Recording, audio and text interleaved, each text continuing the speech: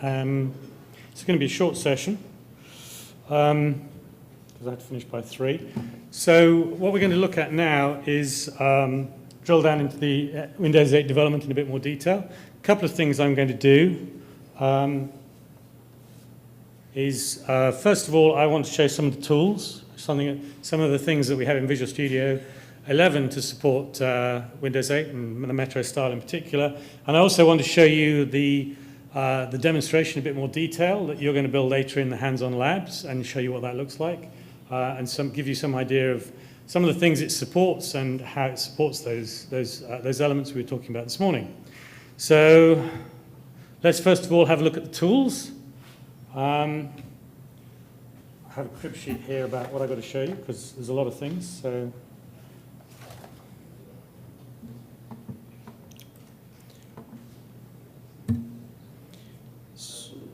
So first of all, I want to show Blend, Expression Blend. And this is the new version of Expression Blend. How many people here use Expression Blend? Okay. A couple of things I want to pull out of this. As I said earlier, we're actually bringing Blend and Visual Studio much closer together. And so what we're doing is we're beginning to put into Blend the ability to actually run the applications and obviously do the design inside Visual Studio. So here we have Blend, for instance, and you have all the things you'd expect. You can go and click on the elements within inside here, and it will obviously drill down in the DOM, find the linkages for you for various elements within it.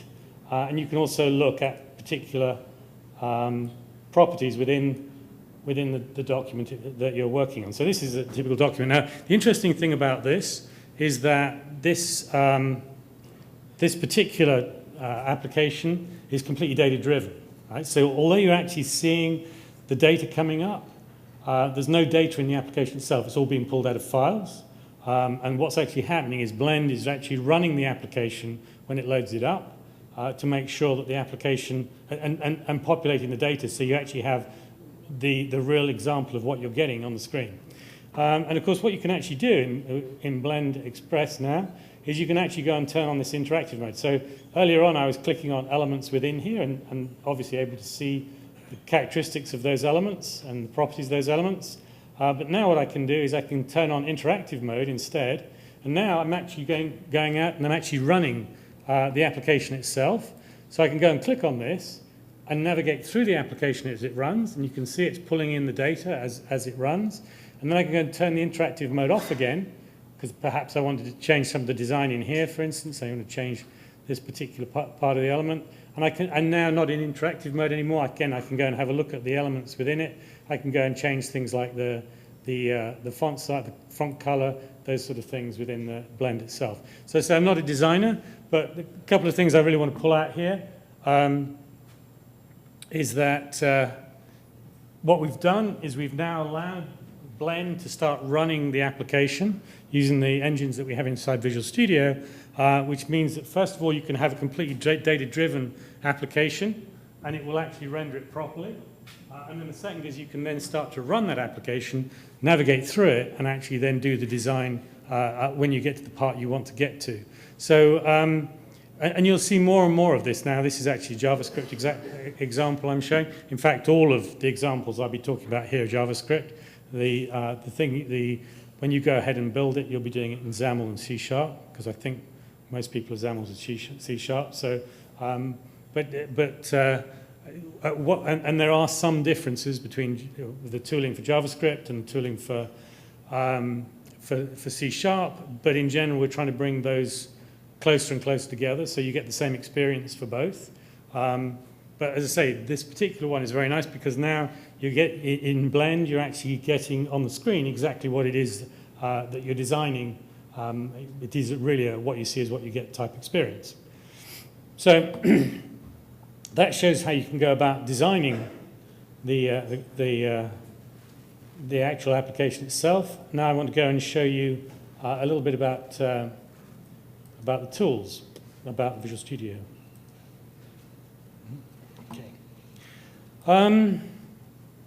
Okay, so what I've got here is it's called Contoso Cookbook, and that's what you're going to be running. Sorry about that. And it's actually completely generated from the templates. And so basically, there's a navigation page at the top here, which is what I'm looking at, and then it has these various elements underneath it. And this will all be generated for you as part of the template. So when you do File, New, because it's running at the moment, let me just stop that. Okay, File, New Project. You can see here we have the various templates, right? So you have JavaScript template, you have Visual Studio, Visual Basic, Visual C#, and C++. And if you go into these, you can see that you have a grid application and split application, which are the ones I was talking about this morning. Shows you what it looks like here. And if you go into C#, you see you've got exactly the same type of applications in here. So they're supported exactly the same. It's actually also true in C++ as well. Okay, so there's the grid application. So you can write in pretty well any language. The templates are always there. A couple of other things, just as we're here in Visual Studio, a couple of things I want to show in Express that are quite important. First of all, it actually supports TFS.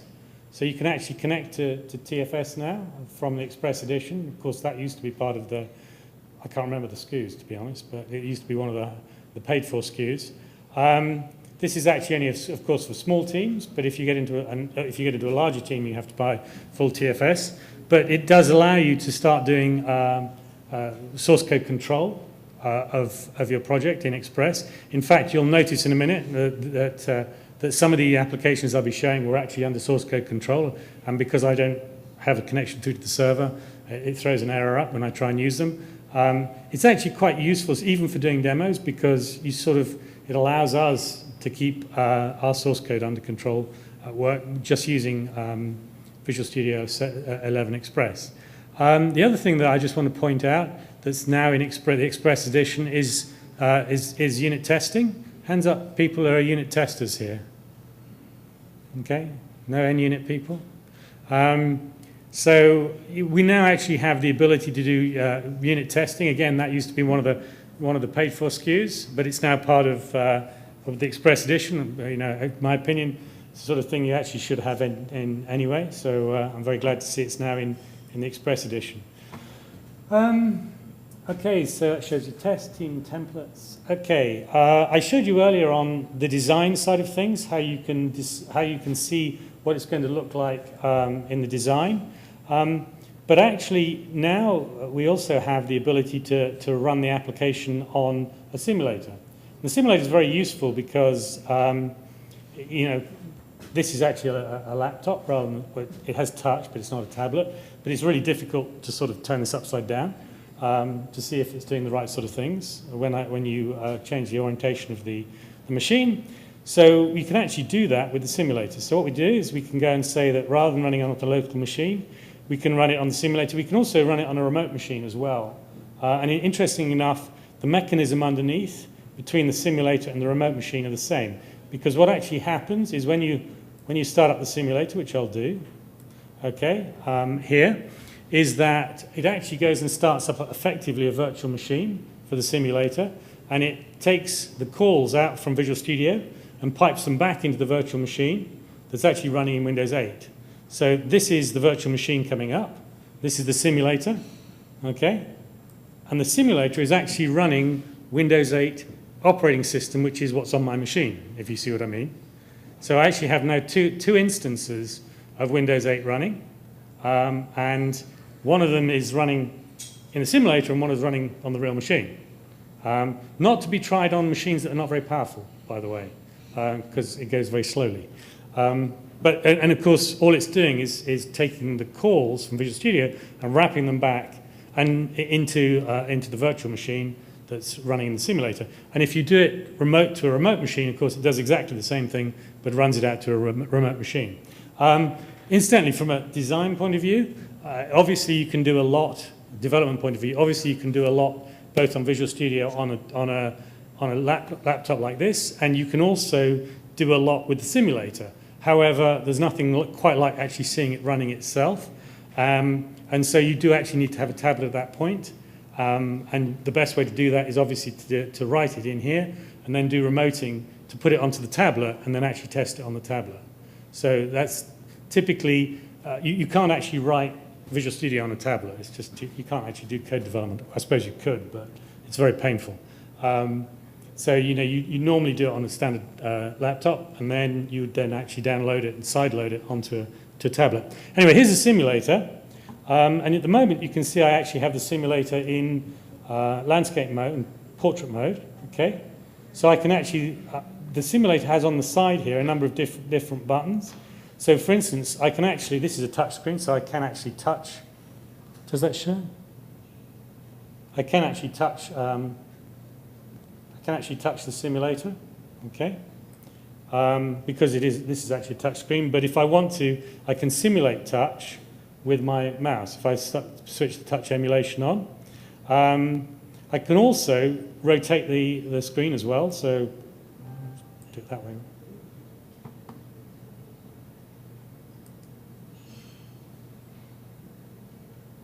Okay, you can see, interestingly enough, it actually goes to my logon screen when it does that, because obviously when it switches, it goes back to the raw operating system, which flips up to my logon panel. It then logs in and then comes back to the application again.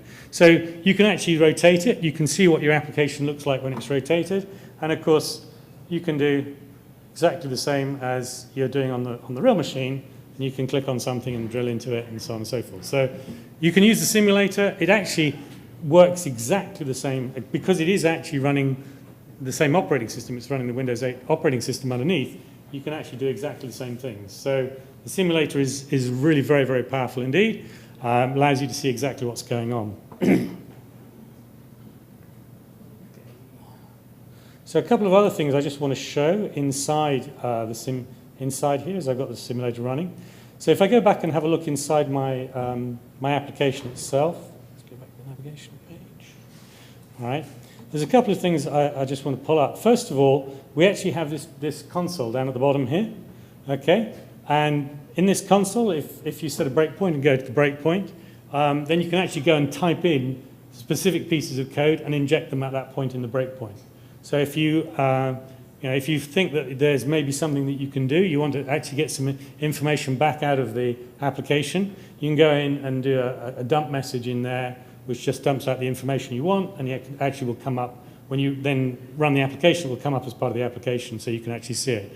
The other thing that I was going to talk about is that just as we've provided more and more of the runtime information into Blend, we've also provided more and more of the design time. So we actually have this DOM Explorer now built in as part of Visual Studio. So we can go and click on some of the elements, some of the HTML elements, for instance, here. We can go and have a look at this div. Okay, and then we can go and have a look at the styles that's using, and it will go through. And you can then go down, for instance, you can actually then have a look at the elements that it's being picked up. You can have a look where those layout elements are coming from. You can see here, okay. And you can go and have, for instance, you can click on something like the width, and it will show you where that width is, where that particular width is coming from, where that width characteristic attribute is coming from, and you can then go and click on it and it will take you to the actual code itself. So you now have the ability inside Visual Studio to navigate through the DOM itself at runtime, see what the linkages are, seeing what's been inherited from what, and go and click and look at where particular attributes are being set inside the code. So as I say, that gives you a quick look through some of the things that we're providing now in Express. Okay. Now, let me just shut the simulator down. So I'll stop this. You'll notice when I stop the application running in debug, it still leaves the simulator running, right? Because the simulator is a completely separate application. It's fired the simulator up, and you actually have to physically, you can see it's gone to my desktop here, so you actually have to physically exit from the simulator, right, in order to shut the simulator down. You can see it actually signs itself out to show it is the real operating system running. Okay. All right, so it gives you a very quick overview of some of the things that are in Visual Studio, some of the new things in the Express edition. Now what I want to do is I want to show you this cookbook application itself. Okay, and I want to just give you a demonstration of what it looks like. Let me just run it in the real machine.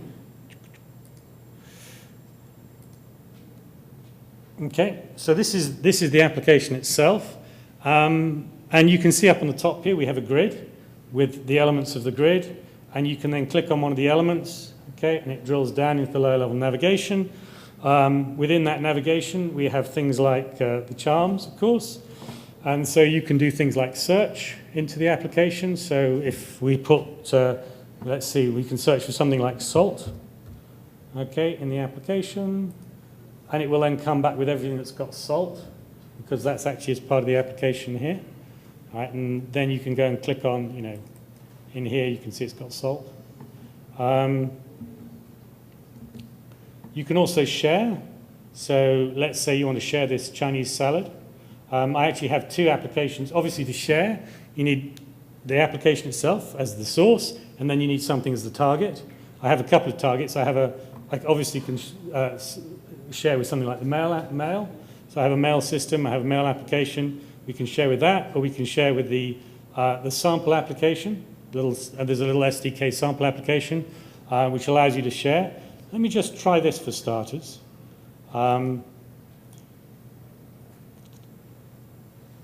Okay, so you can see that it fires up the mail application. The mail application actually wasn't running on this machine. Comes up with my name, and then and then it puts in the information from the Chinese salad page. And this pulls in directly the text information. The mail application only accepts text application, or the Chinese salad application actually but gives both text and data. So if I go back and try that again with the other application,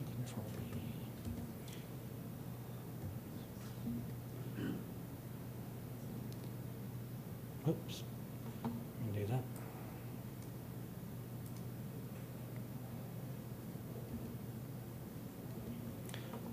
So let's try this with the target sample application. This wasn't working earlier, so this is where you might find, okay, it did work. So you can see here, it's actually used a lot more information from my application. And actually this particular application also gives a set of information about what additional information you're sending backwards and forwards, right? Okay. So there's a whole bunch of information in here if you're doing share. And you may want to, it's part of the SDK. There's an SDK for Windows 8 up on the web. And that's got a lot of very good samples in there. Let me just show you that, so I think about it. So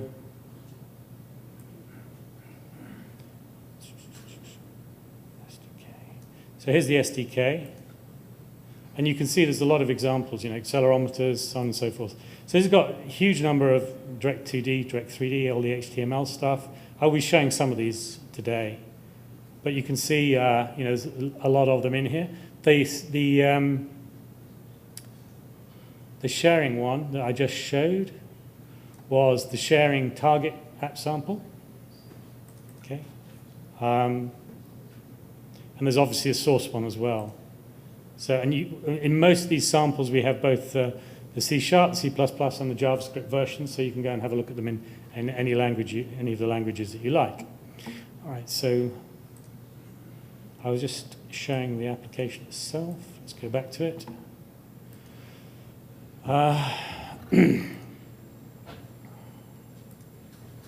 So we talked a little bit about sharing.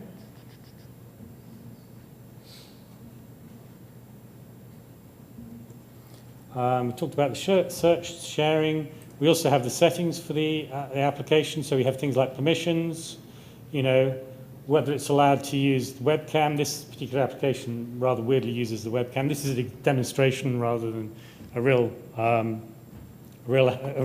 cookbook. But so it uses things like the webcam and notifications. So you can see here in the permissions that comes up, and as part of the settings, as part of the settings charms.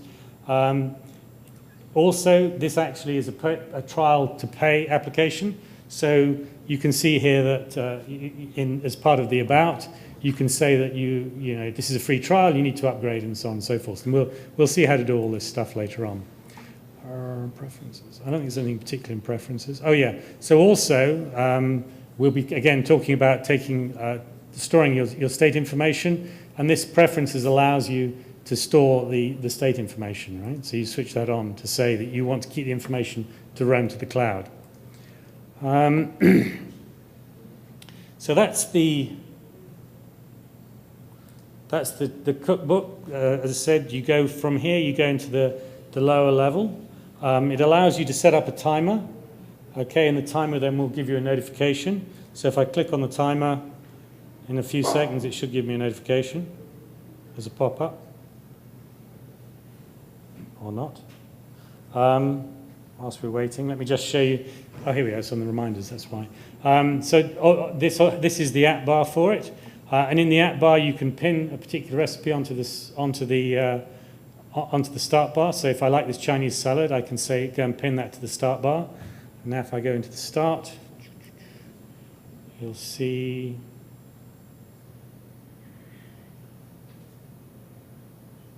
where's it gone?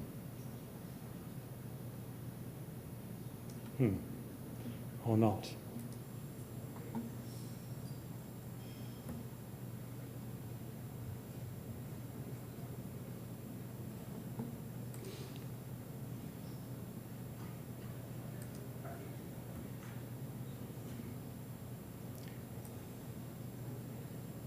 Oh, it's there, that's why. Because there's no picture on that particular one, sorry. So it takes you straight back to Chinese salad.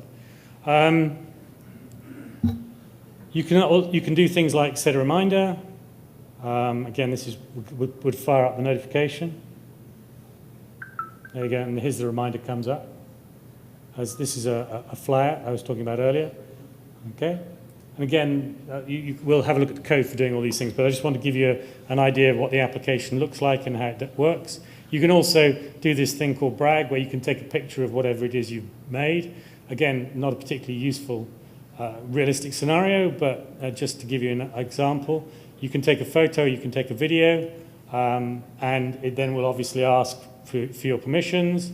You go allow, and you know, I'll pretend it's taking a picture, and then you can go back. So you can see there's quite a number of different things that this application does. You're going to build this in the next couple of days with all those features, so you understand how to do all those things. I'm going to show you very quickly in this session how you can do a number of those things, and how it's actually not a lot of work. And I think that's the main thing I want you to take away. There's really not a lot of work to build an application like this. Okay.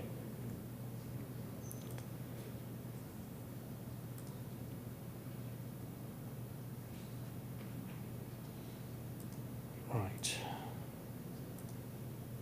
So I've demoed those. Okay, let me just go back in the slides and very quickly talking through what, because this is actually one I want to talk about. So I showed you the development tools. These are the sort of things the things we've added to Expression in the latest to Visual Studio and Expression Blend in the Visual Studio 11 release. Code editor with IntelliSense. Oh, I forgot to mention that. So IntelliSense works, and in particular IntelliSense works on the JavaScript versions as well. So now if you're typing in JavaScript, you get all the IntelliSense features, all the autocomplete, all those sort of things. I didn't show that, but as I say, it now works. The only time IntelliSense doesn't work is in that console. But otherwise, pretty well everywhere on all languages, IntelliSense works. And it's really handy because it pulls up the new namespaces that we're providing as part of NT. So you don't, it's handy because you don't have to remember what the namespaces are all the time. Talked about the UI designer in Visual Studio, I showed you that. Debuggers, yes, it's got those.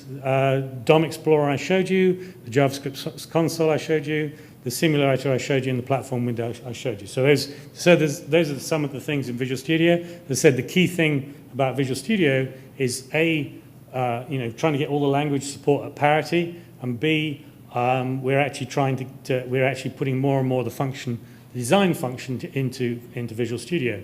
On the design side of things, again, what we've done there is provided better language support, parity, and also we've also provided more of the runtime type functionality. So we have the code editor, WYSIWYG, because of course, as we're running the application itself, we can do a much better job of WYSIWYG now with the interactive mode and the animations. Properties windows are smarter. Again, we have the simulator actually works from Blend as well. I didn't show that. And we have the platform window, which is the same across both. So it gives you a quick idea of some of the new things in the development tools. And on top of that, of course, there's unit test, and there's also TFS, all part of Expression. Visual Studio and Expression Blend. And of course, the Express Edition are both free. So this is all free. You can just download it from the web. When we get, of course, beta, they're free anyway, but the final version will be free. Did you have a question? Do they both support HTML5? Yes. Yeah. Yes.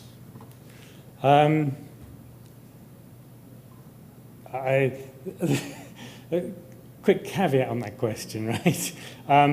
They support the HTML5 elements that we use, that we support. Okay, HTML5 is not they support all the base HTML5 stuff. Yeah, you understand? Now, the stuff that people have added beyond HTML5, we've added things in beyond HTML5 as well. They support those, most of those. Video and audio. Yeah, we do video, audio, yeah, and Canvas as well. But I'm saying this. Quick discussion about the browser here. Windows 8 also includes IE10, right? So this is not the standard IE8 or IE9. This is now IE10. It's the next version on. With IE10, we've had to make quite a lot of modifications because when you start getting into touch, you find, for instance, HTML5, although it doesn't do a very good job of things like multi-touch, well, it doesn't support multi-touch, right? So what we've had to do is we've had to add some additional features in to HTML to support multi-touch. Now, we've obviously put the Microsoft tags on those to say they're Microsoft supported. But it is an interesting problem because as we move more into touch-enabled type applications, we're finding that the HTML5 spec is sort of getting out of date, which seems incredible because we still really haven't ratified it terribly well. But there's still a lot of stuff that we need in order to provide, as I say, touch and things like that. So what we've done is we've added those things in, and in fact we've added a whole ton of things in there, and they all become part of this JavaScript libraries that we've added. And you can actually go and have a look at the JavaScript libraries and pull those down and see exactly what it is we've added as JavaScript. But there are a lot of places where it's not standard HTML, especially if you take the application and run it inside Windows 8. So because Windows 8 will run standard JavaScript, you could take an HTML5 application straight out of IE, right, or indeed some other browser, and you can put it into Metro and compile it as a Metro application. It will run, and it will actually run, which I've done it, and it's quite remarkable. But then you very quickly find you need to add additional things in, like touch and so on and so forth. And a lot of those things are not supported. Windows 8 supports 98 touch points, for instance. I don't know why anybody would have 98. We did a really good demonstration at Barcelona, at Mobile World Congress, and we had I think it was a 60-inch touchscreen, something like that, 60 or 70-inch touchscreen, and 5 people were using it, a bit like the Surface, where you could actually have 5 or 6 people moving things around on this massive 60-odd-inch touchscreen tablet. But of course, because there are a lot of people using it, you start to get very high numbers of touch points.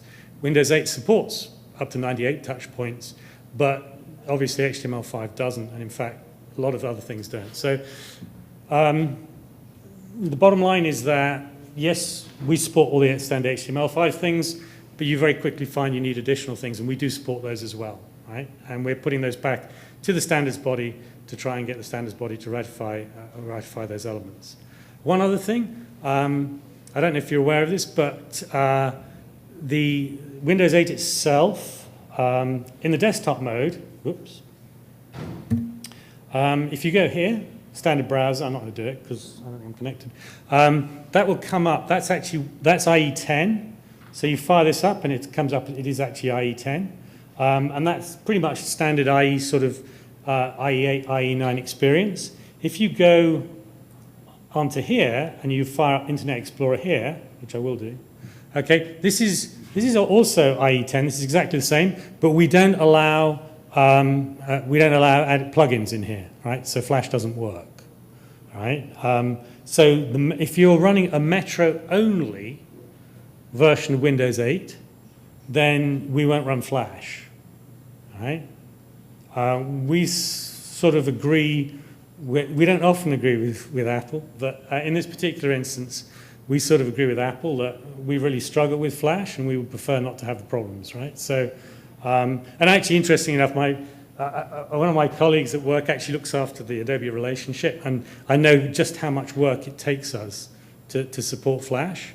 So, you know, we're very unhappy about the whole plugin model as a company, and we would like people to move away from it. Now, we will support Flash in the desktop mode, but in this Metro mode, we won't support it. Yeah. Silverlight supported in Metro mode. Same problem. No, we're not. No add-ins, right? I'm not particularly having a go at Adobe here, right? Although they are particularly bad. But you know, we just don't want to do. We just don't want to do plugins. We believe we actually are. We're very committed to HTML5 and the web in general, and we would really like people to build applications for the web. It's something we would like a lot, and we believe that HTML5 will allow a lot of that. And we believe that HTML5 is now at such a level that you can probably do most of the things you need to do without having to have plugins. So, I mean, but now we have Canvas and video. It's like, well, you know, do we really need to have full Flash in there as well? So that's where we're going as a company. Just as a heads up, that we are moving away from plugins. We will support them today in the Windows, in the desktop mode. Any other questions on IE10, on IE in general? It's not really part of the Windows 8 talk, but I just wanted to call it out. Where was I? Okay, so that's talked about the tools. It's talked about the specific application, the contoso application.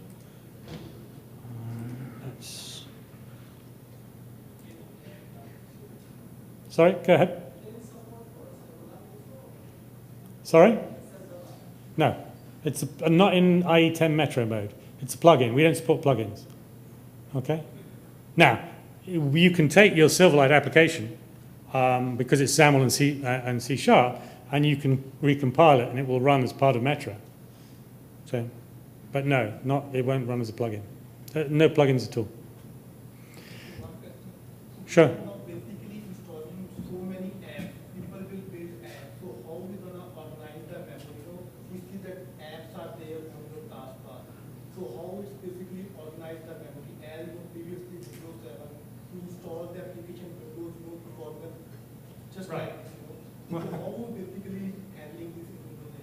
Right. So because the application. So the question, just to repeat the question, the question was, you know, how do you manage and organize the applications as you add them in Windows 8, and in particular, and there are two questions because I think the second one was, in particular, as you add more applications, you know, you see the performance go down. So therefore, you want to manage those applications. First of all, you can manage the applications, you know, in much the same way as you do in 7, right? You can install and deinstall the applications. In fact, in the desktop mode, you can go into the control panel and deinstall the applications. In terms of controlling the applications themselves, that's why we have semantic zoom. So what you can do is you can start to group applications into different groups. So you know, just like you had. When you hit the start button, you would have a flyout with different groups on it. You can build different groups as part of your semantic zoom. So that gives you better management. You have the same ability to go and take the applications off, and you can do that one of two ways. You can either take the application off by unpinning it from the start bar, which leaves it, or you can actually remove the application, and it will then take you through to the control panel and take it out. You also are able to stop applications. Let me just see if I've got one running. So if you go over here, you can see which applications are running, and you can actually pick one. He says worried about which one he's going to pick. And you can go and close that application off. Now, this application is not actually running at the moment. It's suspended, but I can close it off altogether and take it out of memory by doing that. It uses memory, but if I want to get rid of it completely, I can just go like that. And then finally, we actually have good old Task Manager. Task Manager's had a lot of changes to it, so that it's a much better you can get a lot more information out of Task Manager about what's going on and whether an application is suspended and so on and so forth. There's actually a couple of things in 8 which you can also, which actually make a difference in the desktop mode. One is Task Manager. I say the Task Manager's got a lot more information about how the application's working. The other thing is cut and paste. So now if you cut and paste or you move things around or you copy, it actually gives you a lot of information about how fast it's copying and how long it's going to take. So you actually have graphs which show the performance over time. It gives you a lot better idea about what's going on in the machine. So those are things that you actually see both in Metro, and you also see them back in the desktop mode. So there are some things, as I say, that are in both. The final point I wanted to make about the performance was that because we have this suspended and asynchronous model, that it doesn't really matter how many applications you have running, actually the machine doesn't go any slower. And that's actually pretty well accurate. Whereas in standard Windows, the more applications you have, especially if they're those applications that sit in the background and don't seem to do too much, the machine goes slower and slower. That actually doesn't happen with Metro. And I can have as many as I like on here, pretty much. And it really doesn't make a lot of difference to the performance of the machine. When they're suspended, they really don't use anything. So, okay. Sorry? How do the application notification works if the application is suspended? It's done by the operating system, right? So the operating system has a notification and eventing system as part of WinRT. Okay? So WinRT has a complete eventing system running as part of it. Okay? And it knows what's registered with it. You'll see this when we do the code. You register that you want notifications, okay? And then RT actually does the notification, does the update for you, yeah? So your application doesn't really get... Is there any restriction that can do in the background like Windows Phone? You cannot frequently update applications. Is there a restriction that can do tasks in the background? Yeah, you're not meant to. The application isn't really meant to do things in the background. Exactly the same as Windows Phone, same reasons, right? So let me because this came up over lunch, and perhaps I wasn't as clear as I should have been. We're pushing very hard for this new model where people write asynchronous applications and they suspend the application. There's a couple of reasons. Obviously, there's the fast and flexible thing, but the other one is to do with machine performance and battery life. The machine performs a lot better, no matter how many applications you have in there. Which comes back to that gentleman's point over there. And the other one is the whole area of battery life. Now, the problem with the standard Windows model is that people leave things running, and those tasks use up CPU cycles, even though they're not doing anything particularly useful, and that uses up battery power. And so what actually happens is your battery life goes down. Now, if you're on a tablet, typically you're very mobile, and therefore your battery life becomes very important. So we really need people to write in this asynchronous and suspended model so that we can keep the battery life up, right? Battery life in a mobile device is actually depends on two things. It depends on the applications and operating system, the software side of things. It also, of course, depends on the hardware underneath, right?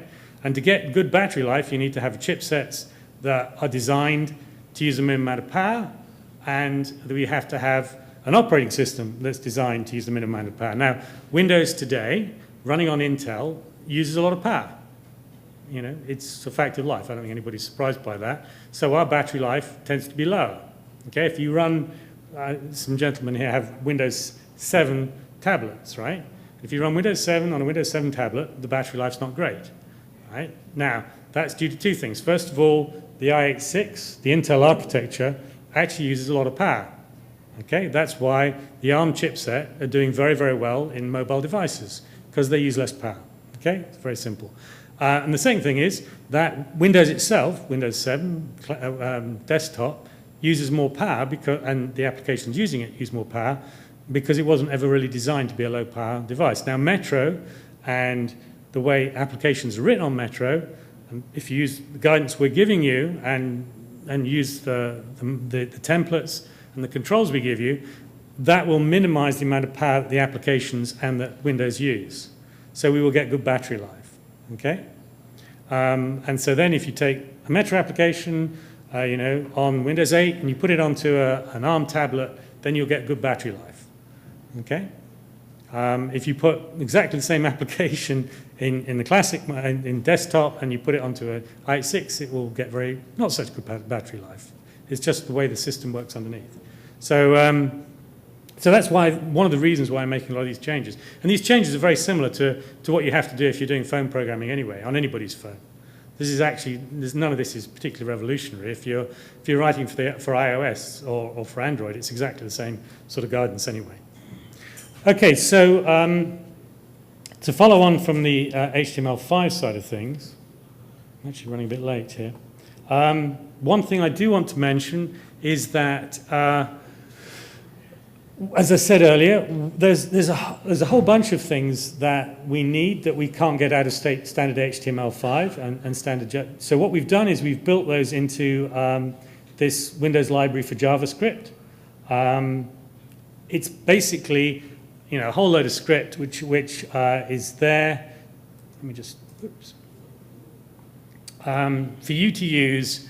And does a lot of the hard work, like the animations and those sort of things for you. So as it says here, it makes your applications look like Metro applications without having to do too much work, helps with scaling and all those sort of things, and it allows you to build things using standard web technologies. Those people that are web designers, you can go in and actually have a look at the JavaScript. There's just a set of libraries. You could even actually take the JavaScript libraries and go and put them inside the browser and run them from in there if you wanted. We don't support that, but they do work. And so the point here is that with these libraries, it allows you to go and build things very, very quickly and easily. Okay, and these are the sort of things that we're providing as part of the JavaScript libraries, WinJS. Helpers for the namespaces, for instance. Promises, which is the asynchronous model in JavaScript. I'm not a JavaScript programmer, but I understand that promises are the asynchronous model as part of is it part of jQuery? I think it comes as part of jQuery, doesn't it? I don't know. Navigation, obviously, we talked about that earlier. Page and user controls. So all the standard controls are now in the JavaScript space are provided by WinJS, data binding, and so on and so forth. So was going to show you those, although I'm out of time. So what I'll do is I will flip over because I have a gentleman who's going to give a demonstration of an application that they've built previously. I think you'll find it interesting, exciting, and it'll also be a break from having to listen to me. So what I'll do now is I'll stop at this point and ask him to come up because he was meant to be here at 3. Is he here? Okay, sorry, I couldn't see you there. And pass it over to him. He's going to show you the application that they've built, and then I'll come back and finish off that presentation later.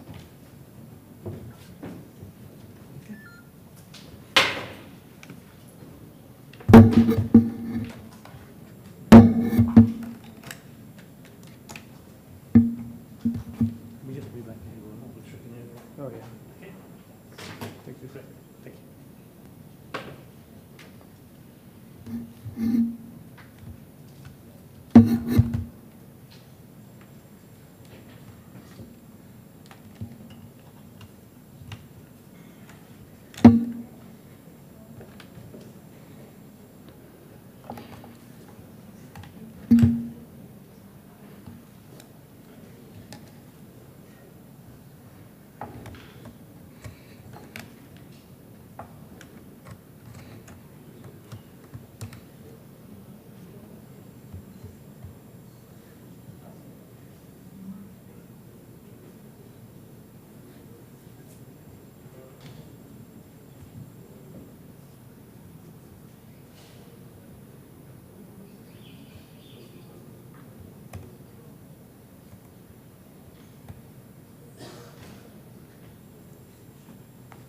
Hi, everybody. I'm going to show you an application I made in the last couple of days. It's a RSS Reader. I call it Metro RSS Reader. My name is Zubair Ahmed, and I'm a software consultant at Infusion. And I do have a blog, and I'm also on Facebook and Twitter. You can follow me there. So it's a Metro application for Windows 8. It's completely free and open source. You can download it, play with it. I'm going to show you where's the URL. It's built with C# and XAML. And it supports both RSS and Atom formats. So just a quick one. Let's take a look at this right now. So once you have it installed, let me jump back to this home screen.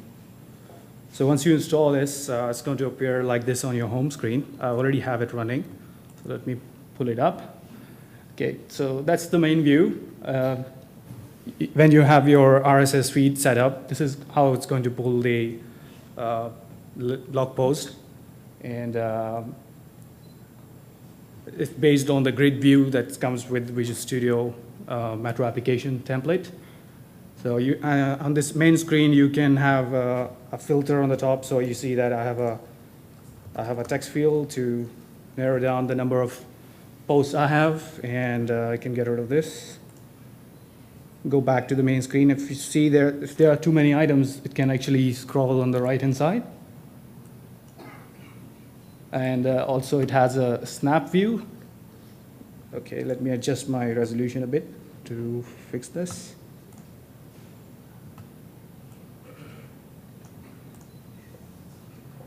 Just give me a moment.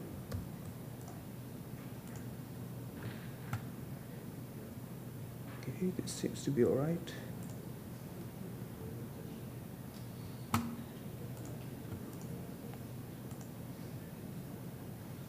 Okay. Seems to be okay. Let me try again. Okay, I don't get a snap view right now. It's probably because I'm on a different resolution on the external projector. But it does have a list view like this if I snap it on the right-hand side. So it's, again, it's based on the default template you get. And so it does have an app bar. And this is where you can set up a different RSS URL. And it's going to load that and show you those items over here. So very, very simple. It's using those samples that you saw just a moment ago. So let's actually click on one of the items right now. And you can see that I can go to the details view, and it's using a flip view control, and I can navigate to the other items in this application right now. So I don't have to go back to the main to be able to go to any other app. So very, very simple. And I can click on read more, and it's actually it's going to fire up Internet Explorer and going to take you to that URL, the actual URL of this. And you can share this also with using charms. So let me click on this. It was going to pull up the charms menu on the right-hand side.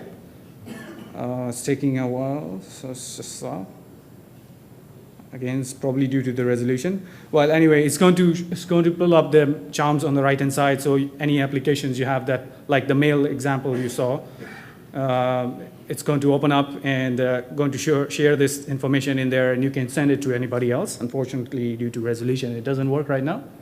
But that's a quick overview. I'm running it in a virtual machine, as you guys can see this. Unfortunately, due to some issues, let me pull this up right here. Okay, depending on the internet connection, it's going to take some time. All right, I have it. Let's try that one more time. Okay, all right. So it does pick up. So I can go to the mail charm, and you will see that it has picked up the information from the item you clicked on, and I can do that for any other one as well. I can have anybody. I have previously shared it with myself as just to try it, so it opens up here. So very, very simple application. It's still a work in progress. So you can, let me go back to the slides.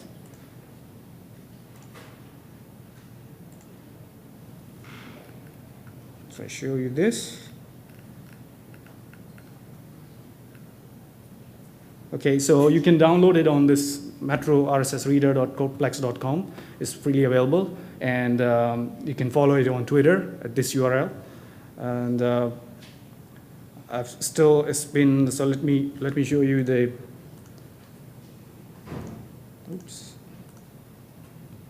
the Codeplex page for this.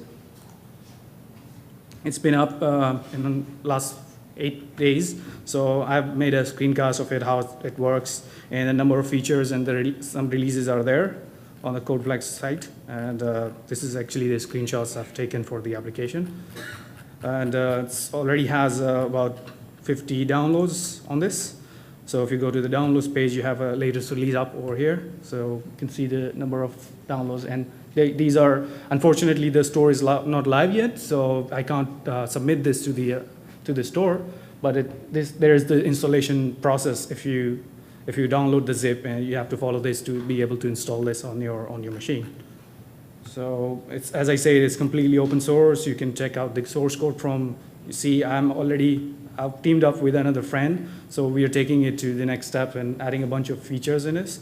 So you can see the bunch of check-ins from him and from my side. Let me jump back to the slides so you guys can get the URL. Okay, it seems to be okay. So that's the URL, and you can follow this on Twitter over here. And let me quickly show you in Visual Studio. If you are here tomorrow, you're going to go through all of this in the hands-on lab. But just very briefly, this is the main view page of this, and it's built with, as I say, C# and XAML. So you have a grid view with the list items in there, and a list view, which didn't work for us. If you are in a snap mode, that's the control that shows up, and you have a template defined for how the items would look like. So still, we are taking this, still a work in progress. It's still building on this source code. And let's quickly jump to the details view. That's the XAML that looks like. You have the flip view control, as I talked to you about, and you can jump to the other items here. And it's going to make more sense once you have a look at the other hands-on lab, or if you have done a bit of XAML before. So very quickly, this is how it looks like. Okay. Any questions about this? Anything? All right. So isn't the search and the share and the chart itself? Yeah, so we are actually working on that feature. So you can, we're going to get rid of this text box here and enable searching from the charms. So even if the application is not running, you can search within the charm, and it's going to fire up this application. So that's one of the features. And this application has been reviewed already on one of the websites. To be honest, I haven't written a blog post about this. I've been so busy building it. But some other guys, they picked it up, and they have already written a nice review of this with some of the feature requests. One of them is that. So you can go up here, grab the source code, play with this, suggest any features. You can get involved with the discussion, comments. We would love to get the feedback on this one, and expect a big release soon. We're going to be launching it as a framework, so you guys can distribute it or reuse it in your own apps, whatever you like to do with this. So, any more questions? You used expression blend for Well, not so far. We didn't need to. what is the Yeah, we didn't need to, but yeah, of course you can. It's a C# XAML app, so you can. But with this, it was Visual Studio was more than enough for this. So yeah, we used only that. Okay, anybody else? All right. Okay. All right, thank you very much. That's all I have. You can go to this URL, and you can follow the project on Twitter. I'm pretty active. Suggest any features, anything you want to talk about. Okay, thank you very much.